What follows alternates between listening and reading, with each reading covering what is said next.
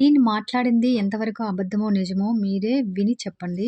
ఈరోజు వీడియో నేను మార్నింగ్ 5-7:30 వరకు నేను చేసే పనిని ఈ వీడియోలో చూపిస్తున్నాను. చూపిస్తూ నేను మాట్లాడింది ఎంతవరకు కరెక్ట్ అనేది మీరు చెప్పండి. ఇప్పుడు జనరేషన్‌కి మగపిల్లలైనా, ఆడపిల్లలైనా వాళ్ళ పేరెంట్స్ పిల్లల్ని అర్థం చేసుకోవడం చాలా కష్టంగా ఉంది. వాళ్ళతో ఎలా ఉండాలో, వాళ్ళతో ఎలా బిహేవ్ చేయాలో, పిల్లలకి ఎలా మనం ధైర్యం చెప్పాలి, వాళ్ళెళ్లి వచ్చినంత వరకు పేరెంట్స్‌గా టెన్షన్ పడుతూ, వాళ్ళు చేసే పనులు తెలియక, ఇంట్లో ఎలా ఉండాలో తెలియక, పిల్లల కన్నా పేరెంట్స్‌కే చాలా స్ట్రెస్‌గా ఉంటుందని నేను చాలా ఫీల్ అవుతాను. ఎందుకంటే నిన్నొక ఇన్సిడెంట్ మా ఇంటి పక్కనే జరిగింది. ఇంత పెంచి పెద్ద చేసి మంచి చదువివ్వడానికి వాళ్ళెంతో కష్టపడతారు. తను డాక్టర్ చదువుతుంది థర్డ్ ఇయరు.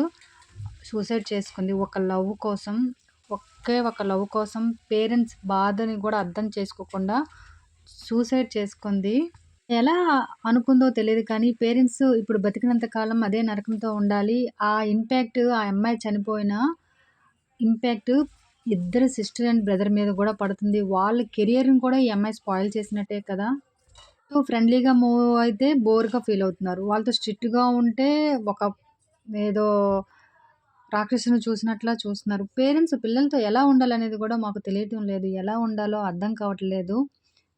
చిన్నప్పుడే బావుంది అనిపిస్తుంది. పిల్లలకి స్కూల్‌లో జాయిన్ చేసేటప్పుడు టీచర్స్ డైరీలో రాసేవారు ఇలా వర్క్ అని. ఇప్పుడు కాలేజీలు లక్షలు పెట్టి చేసినా టీచర్స్‌కి మన పిల్లలు కాలేజీకెళ్ళి చదువుతున్నారో లేదో అని గూడా మనకు అర్థం కావట్లేదు. ఎలా ఉంటుందో ఏంటో ఈ జనరేషన్ చాలా హెడేక్‌గా ఉంది పేరెంట్స్‌కైతే.